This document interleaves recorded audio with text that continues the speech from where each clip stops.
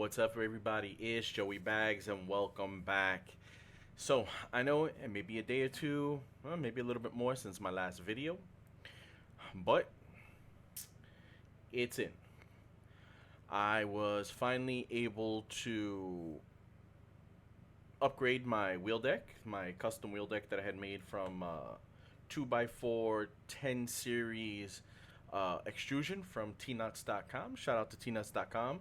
I'll put in some pictures of it now. Well, like I had said, I wasn't going to throw on the Fanatec until I had a wheel deck that could handle it. The wheel deck is in, so guess what's in? The GT DD Pro is finally on the rig. Software is all in, firmwares are all updated, everything is set to go. It was a pain in the butt getting these damn pedals in. You're probably going to see I have a video off to the side being recorded by my phone. You're probably going to see how close this wheel is to me. You know, you might see it at an actually slight negative downward, angle. I've got to still do some adjusting here with this wheel deck for this. Mainly is that the shaft on this base is so damn long. It's so big. Like, the Camus is short. The Moza is short. The PXN is short. I mean, the PXN's base itself is long, but, it has a very short snout where where the QR is. So, the freaking GTDD Pro is, like, super close. Like, I practically have it at my chest. You'll see in the video, it's a very weird angle. And the thing is that this isn't a normal driving angle. It's just so happens that the way I designed this, it's to work with lots of different wheelbases and to make it rather easy to do that. So, in setting up the GTDD Pro, I think it's just the fact that I modified my Next Level Racing Challenger cockpit. I'm using parts from the FGT to kind of get things going. So, this is completely custom. When you do custom stuff, you run into custom problems. So, I mean, for right now, I'm gonna see how it feels. I have the regular power supply on here. I do have the Boost 180 to kick this thing up to 8 newton meters, but I have the 5 on here now. I wanted to see how that feels. This isn't my review.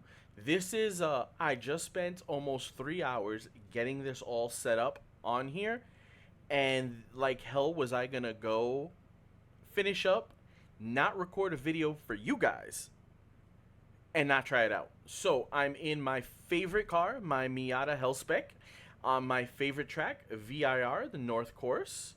So let's get into it. If the volume of the car is a little loud, I'm sorry. Normally it's really low, but I kind of like the way this car sounds. So let's see. Let's get this mouse down here. All right, let's adjust my view. There we go. I am going to tell you, I do not like how light this gas pedal is. Okay, the load cell. So the bundle that I ended up getting was the Black Friday deal where they had the upgraded pedal faces and the load cell kit with the Boost 180 kit for like super cheap. And quite honestly, I thought to myself, I'm never gonna get a chance to get these things. Oh wow, this force feedback feels rather dull. Okay, that was a little bit better. Okay, there we go. That's a little bit more lively. Like I was saying, I didn't feel I was ever gonna get a chance to get these items at a good deal. So I jumped on the load cell kit. So I'm not running it with just the standard Hall effect brake pedal. I'm running the the load cell for the brake pedal. And the brake pedal that was here is now relegated to the clutch pedal, which I'll probably never use, and quite honestly, I shouldn't even bother installing.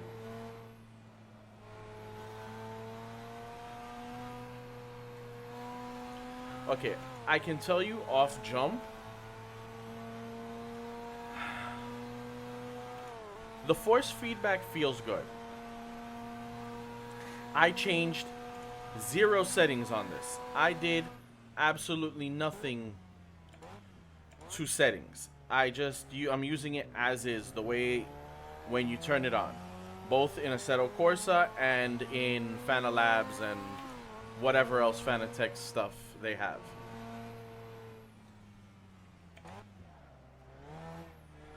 I have to say,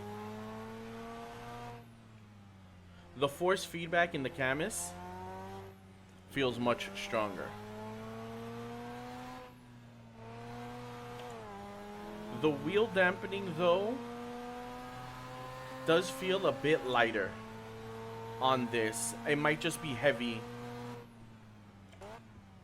on my Camus. I did change actually one setting. In the load cell brake, I put the sensitivity all the way to 100, so it doesn't make it sensitive. It makes it like you have to use your full force to hit the brake, which I have to say, the load cell brake, not bad at all.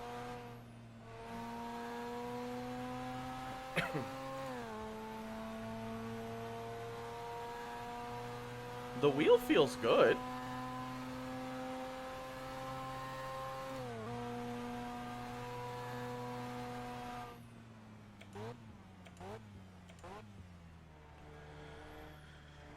Okay, I do not like the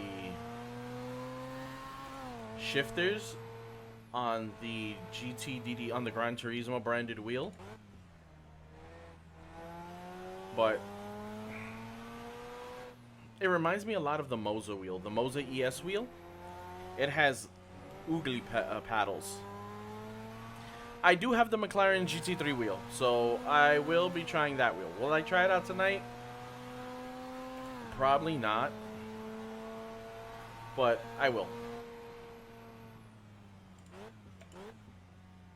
Okay, I think I may need... So, in that kit, that Black Friday bundle, was the pedal tuning kit, which is their metal pedal faces. So useless. The Boost 180, and the load cell. And I think you got all of that for like $190 or something like that. I mean, it was a smoking deal. I got the pedal faces, so I installed them, and I think I may have installed them a little too high for my driving style. Like,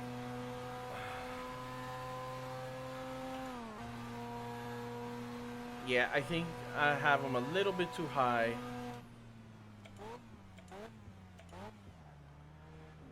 So what I think I'm definitely going to do is they sell a pedal down. You know what? Or maybe I'll just reach out to 3D Wrap.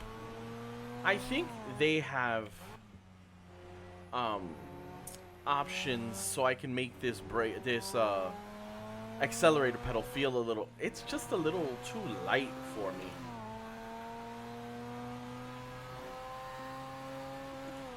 I mean, I don't know. I guess I've just grown accustomed to a slightly heavier pedal. PXN uses a stiffer spring in their pedal set. I think Moza's similar in that regard, because quite honestly, they look. If you looked at the two of them side by side, you'd swear that those pedals, they probably do come out of the same factory in China, but you'd swear they come out of the same factory in China. And the springs are a little stiffer.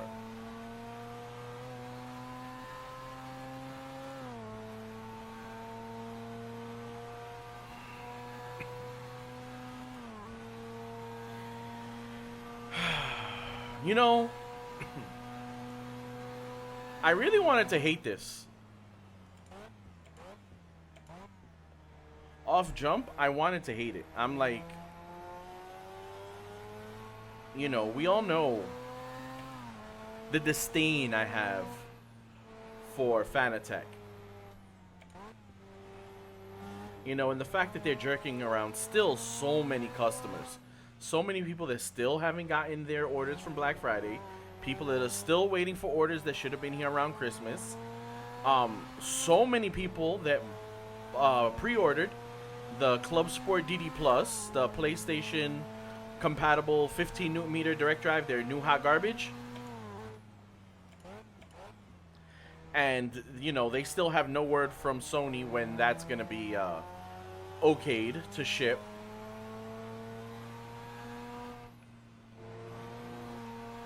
But I have to say,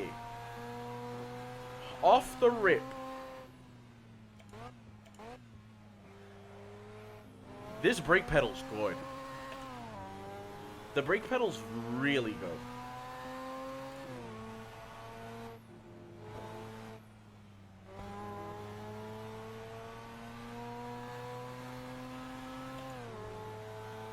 The brake pedal is really, really good.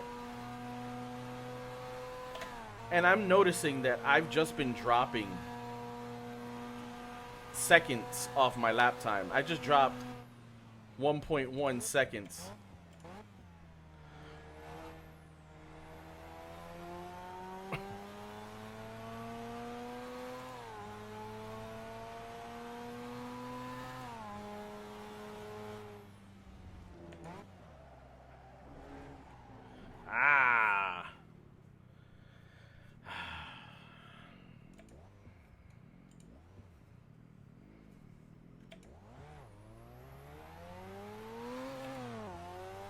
Well, there was that.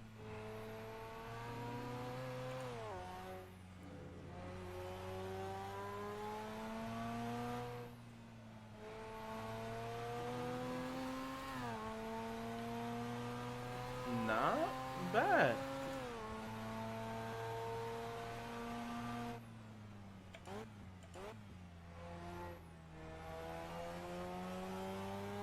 I do have to say, I really do like that brake. Also, this car is like glued to the ground all the time.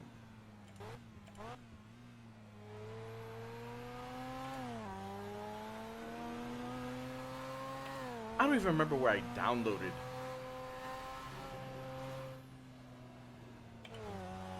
I don't remember where I downloaded this car from.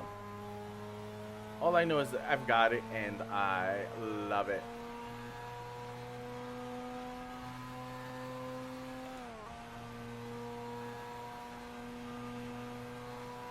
Pull to the touch.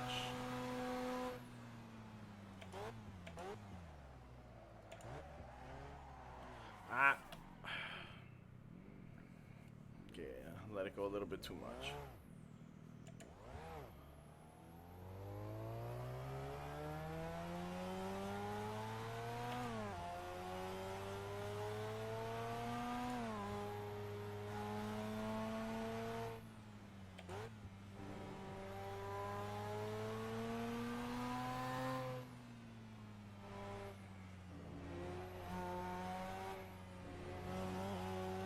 And quite honestly, this actually isn't an uncomfortable position at all.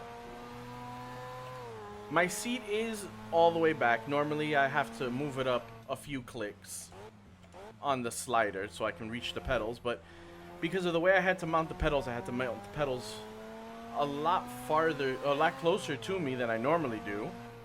So, and usually that's the only reason I move my chairs, just because I have a long torso but short legs. So I'm not the tallest of guys. So I have to move my chair forward. But the way I position these pedals, I don't have to. Yeah.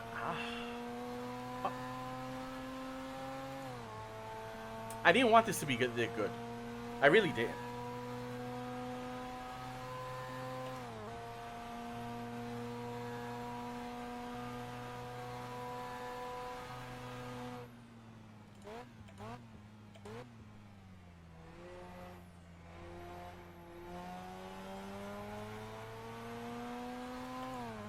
Oh my god, 8 laps. This is going to be a super long video. And I didn't want it to be. But I know you guys have wanted to see this already for weeks. But it's in. The wheel deck is great. So I'm getting all of the force feedback. None of it's getting lost. Oh, my gas light came on. None of it is getting lost to, you know, wobble in the steering wheel deck or the, you know, the wheel plate. So it being solid, all of that force is being transmitted. I have to say, off the jump, whatever settings are here, the default ones, feel great.